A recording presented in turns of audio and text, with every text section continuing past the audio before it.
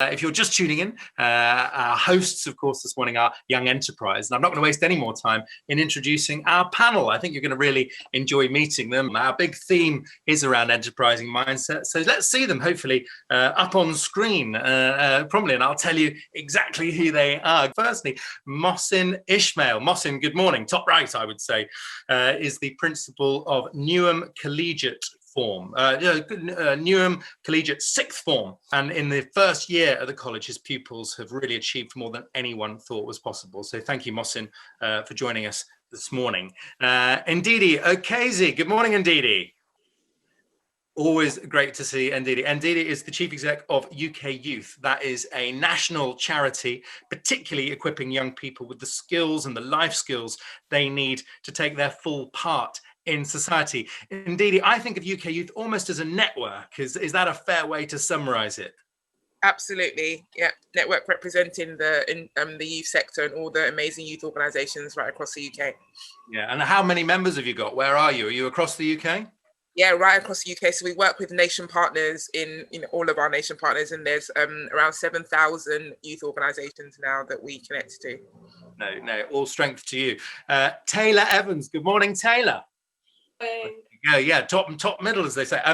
Taylor might still be at school, but actually she is the former and maybe future managing director of Envirotent. And if you don't know about Envirotent, they were the winner of the Young Enterprise Company Programme 2020. So frankly, even in the midst of A-levels, she also finds time for some volunteer work with the National Young Enterprise Alumni Forum. Good morning, Taylor. How are you?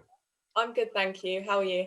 Yeah, really, really well. Just remind us in a nutshell, Taylor, Envirotent, this is a physical product, wasn't it? Yeah, so it's a cardboard tent and we designed it to help reduce plastic waste from festivals. Oh, well, that's a bit of bad luck, isn't it, with festivals in 2020? Were you able to get any progress? Yeah, so we designed the product, and with Glastonbury doing the at-home festival, we decided that was the kind of route we'd take and encourage people to use the tent at home. Yeah, and there is a sort of, I'll ask you about this later, but technically you sort of wind down the company, but could there be a reformation, bring the band back together? Yeah, there is a possibility of that, because all the skills we learned as well, we've got the kind of mindset to do that. Brilliant, good. Lots of questions for you this morning, Taylor, I'm sure from others as well. James Milligan, let's get this right. Bottom left on your screens, I hope you're seeing the same screen. I am the Global Head of Technology Business at Hays, absolutely formidable global company. He's also the chair of the board of the charity Teen Turn, which aims to provide teenage girls in particular with hands-on STEM experience. Just remind us, James, you're helping companies presumably all around the world access tech talent, really? That's correct, yeah. And despite the challenges at the moment, right, demand still outstrips supply in that technology market. So there's plenty to be optimistic about and to have hope about, as Gordon referenced earlier. No, good. Well, thank you, James, for joining us on the call. Sam White, a fellow entrepreneur. Very good to see you, Sam.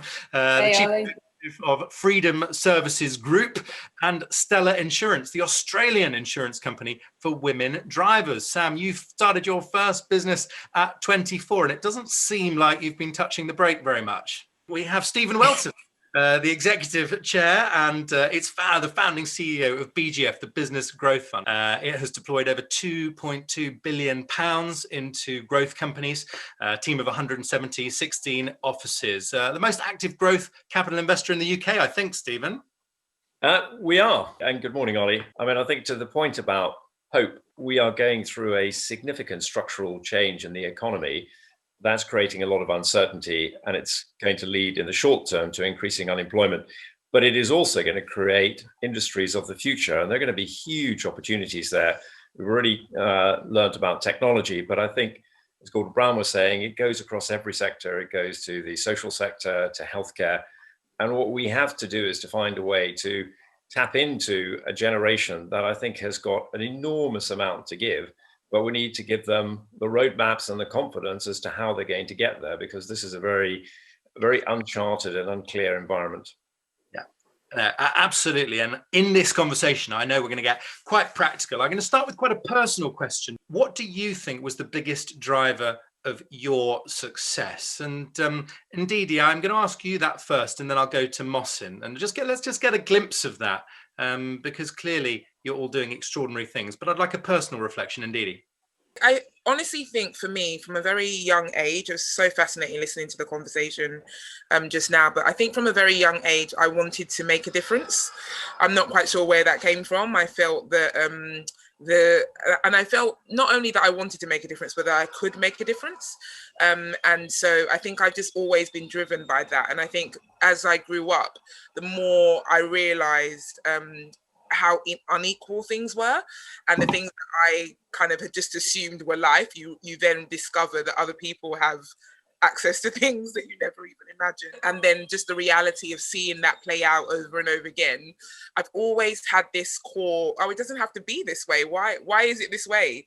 And this belief that it's people that determine the status quo and determine how things work. And so if it's people that determined a state that is so unequal and unfair in so many ways, then it's equally people that can change that. Thank you, Ndidi. Well, let's do a quick round of all of our guests just on that. And by the way, when I say what was the biggest driver of your success, it could be an internal quality, don't be modest, but it could be something or someone along the way. We'll do this very briefly. Mohsin, what would you say? Morning, Ollie. Morning, everyone. Wonderful to be here with you all. I think for me, it's the sense of restlessness. I never thought I was going to become a teacher. I always wanted to become a lawyer. Having watched Ron Paul of the Bailey and LA Law in the good old days, inspired me to do that. But then I, like Ndidi, realized that there is this moral imperative of helping people from disadvantaged backgrounds, because I didn't see that represented in the places that I luckily and fortunately ended up in. And for me, again, it was this belief that I could really try to change it and do something about it. So that's a quick, short, snappy reason for, I think, the restlessness and belief, I would say. I would say probably sort of natural competitiveness that I had as an individual.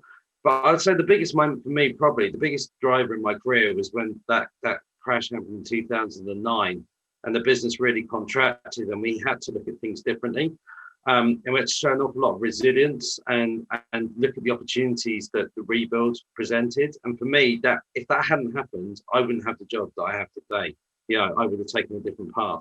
So I don't know how to reference that, but it's like, it's not fate, but it is certainly, if everything comes easily, you don't learn, you don't develop, and you don't fulfill all your opportunity or fulfill all your potential. I think it is challenging, but it's also very exciting at the moment what the world's going to look like and how things are going to develop over the next number of years. Let's not be flippant about it, because it's very, very tough at the moment for lots and lots of people. But I think, the whole world is going to change, and it's going to be different to how it otherwise might have been.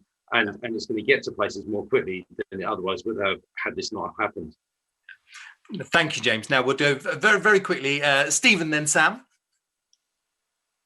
Ollie, I think actually I probably was entrepreneurial as a youngster. I would love to have been smart enough to invent something or create something that was truly groundbreaking. It was going to change the planet, but I wasn't able to do that. But I recognized I was able probably to sell something and to get behind an idea. And I think within business, you need teams of people. You need somebody who can sell and promote, somebody who can make things, somebody who can bring teams together. And I just had a curiosity more than anything else as a young person about doing things differently. And I think that led me in lots of different directions. I wouldn't have an idea that I would be doing what I'm doing today, but probably there is a thread. I would be doing something to do with enterprise and business because I enjoyed it and I was curious. So I think to Gordon Brown's earlier comments, whatever you do, follow your passion, because if you're passionate about something, you're likely to be better at it. I think challenge is a really key point for me. I mean, I had quite a difficult childhood and I was dyslexic.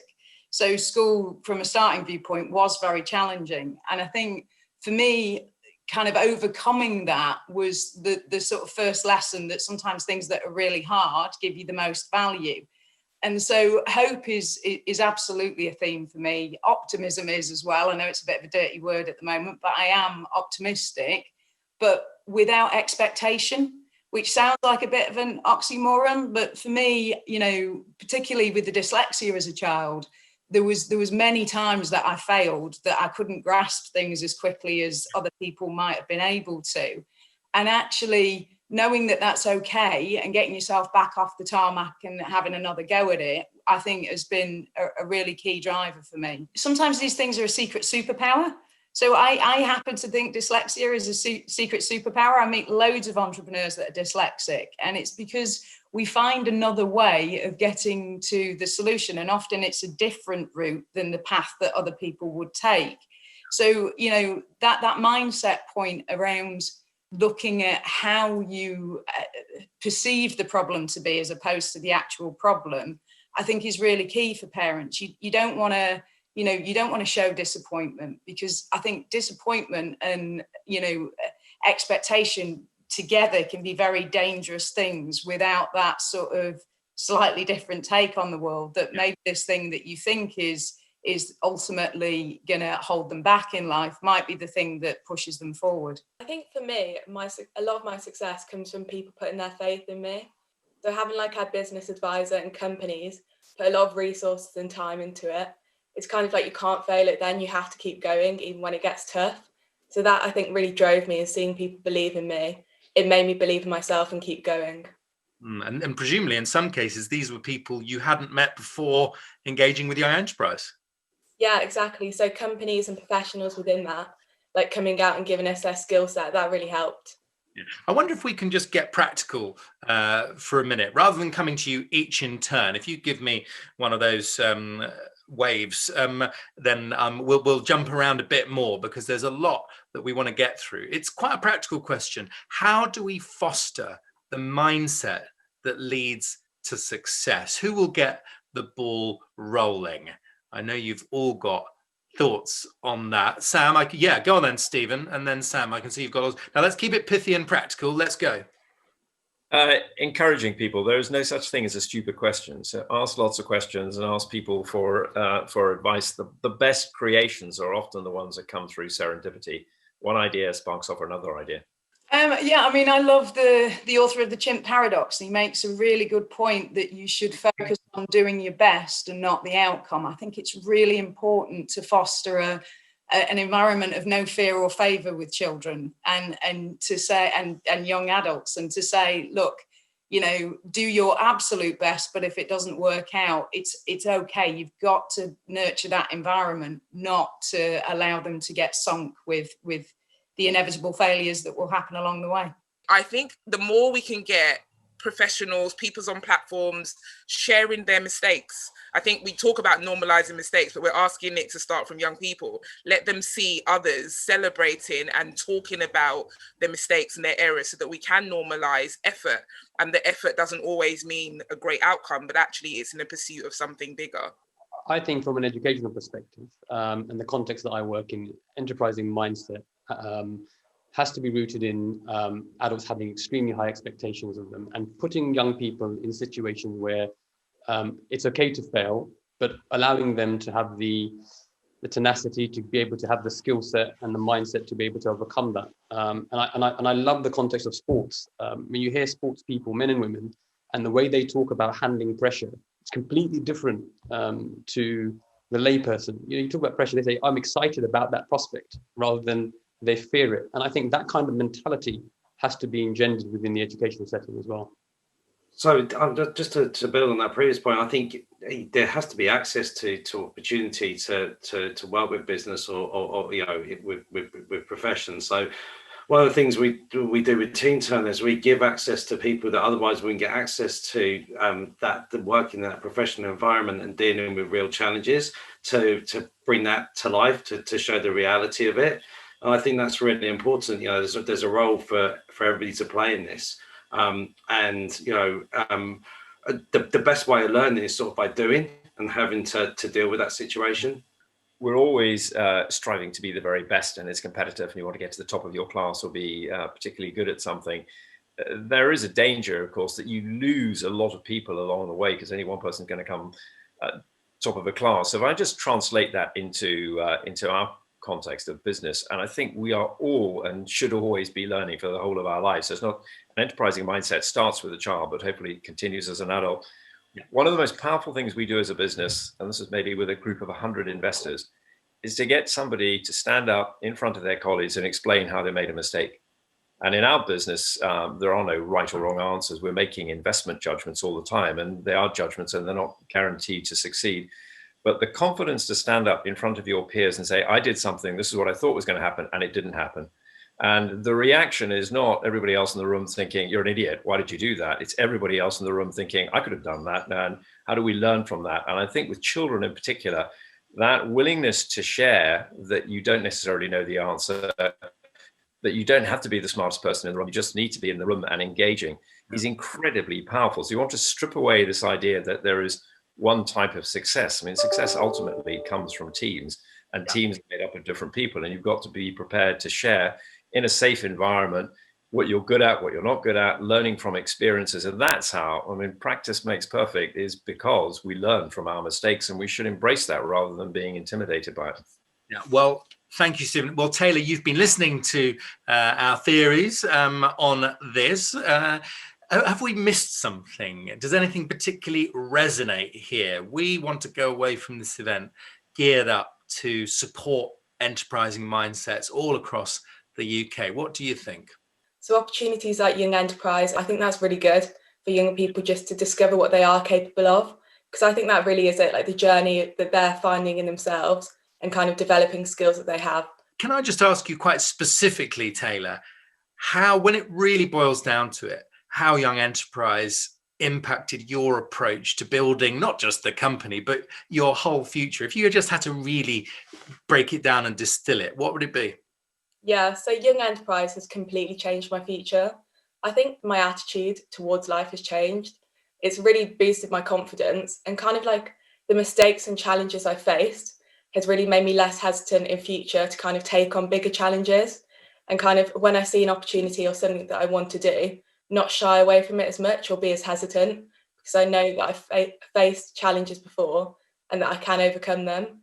And I think kind of people I've met along the way as well, kind of like companies and other entrepreneurs, that's really inspired me and opened up more opportunities that I can take on in the future. What changes do we need to make to the education system to produce a workforce that can cope but thrive in this strange new world? Again, Ollie, I think in terms of my own context and the school that and the area that I work in, less privileged Newham, second most deprived borough in London.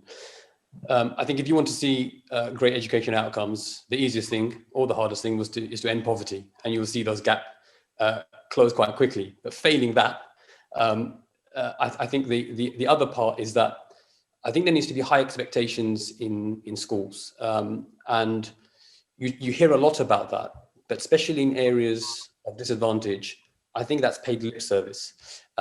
I also think you need to have recruitment strategies or approaches that get the best people, the best leaders to be working in disadvantaged areas, and I think that's another area. And I think also you need to end the bigotry of low expectations. And I think that's prevalent in lots of areas which serve communities like mine. Low expectations from whom? Well, I think it can be adults themselves and teachers themselves. I think sometimes if you're working in that environment, your comparison or your comparator is only the people around you. And I think it's one of the things we're trying to do is to say, well, why can't you be similar or achieve similar grades to an Etonian or any of those private grammar school students who are born with special privileges or have special privileges in their life, and our young people don't for no fault of their own. And I think you've seen that. As soon as you have adults who have high expectations, we've now had, I think, 7 or 8 students who've got full scholarships to Ivy League universities, to MIT, Harvard, and Princeton. And that's never happened in Newham. So it can't be the case that there's never been talent in Newham and we turn up and all of a sudden kids are going to Harvard, Princeton. The talent's always been there. Yeah, I mean, absolutely. I couldn't agree more with Muhsin. And even again, reflecting on what we heard this morning from Gordon Brown, I think so often these conversations just head straight to schools. What should schools be doing? What should schools be doing? And as somebody who spent over a decade teaching in schools and considering all of the things happening now, it is it is just the most unrealistic thing to imagine that within the hours that young people go to school, we can suddenly do all of these separate things, like all these bolt-on things. The reality is that young people do not spend the majority of their time in school. Gordon Brown made a really powerful statement about the fact that your learning doesn't stop after university, but your learning doesn't stop at the end of the school day either. And so we need to start understanding that there are youth organizations, there are community programs, there are local faith groups that are doing amazing things with young people. And we need to start integrating the conversation of the work that's happening there into what's happening in schools, because I can categorically tell you there are young people that show up very differently in out of school settings than they do in school. So what is going on outside of school that allows them to be more themselves, be more enterprising, be more whatever the case might be, and vice versa actually. And so I think there is something about joining up all of the local youth provision that takes place outside of school with what is going on in school, so that we can really start working with young people as whole young people. What defines the best entrepreneurs? Well, that's a great question, and I can't answer that with hindsight in terms of the ones who've been really successful. I think there is an unbelievable determination in entrepreneurs, because certainly if you're starting up a business from scratch, so Taylor is doing that. I mean, many people say, well, don't do it because it's going to fail. And statistically, that's right, it will fail, but it doesn't fail for everybody. And the great thing about entrepreneurs is they will always assume you're talking about somebody else. Well, that may be true, but it's not me. Entrepreneurs don't think things are crazy. They think there are opportunities. And we want to encourage that sense of being a little bit different. And I think indeed he's absolutely right. I mean, there isn't one way to package this up. When we look at people, you know when you've got somebody who has potential, and that's really what this is all about, the potential of an individual to then get people behind them to make an idea into a success. What mindsets are the employers that you're speaking to looking for? Help us to understand the sorts of words they use, the things they're hunting for. Yeah, it's a great question. So as Gordon referenced earlier, the world of work is constantly evolving and changing, and is doing so at an unprecedented rate. And what they're really looking for are people with agility. They can solve problems, they're creative, right? That they don't have a fixed set of skills, that they're constantly prepared to invest in themselves and evolve.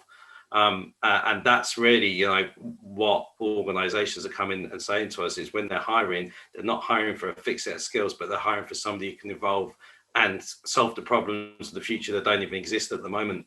What do you think has been your superpower? But I guess more importantly, how do we pass that on to the next generation?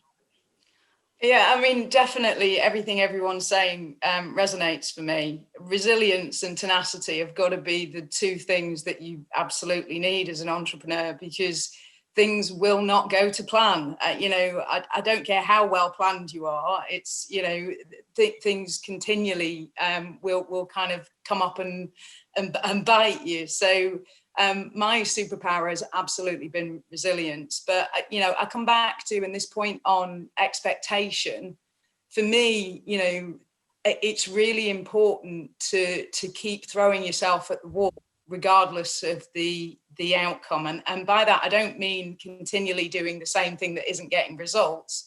I mean that continual, that didn't work, let's try something else.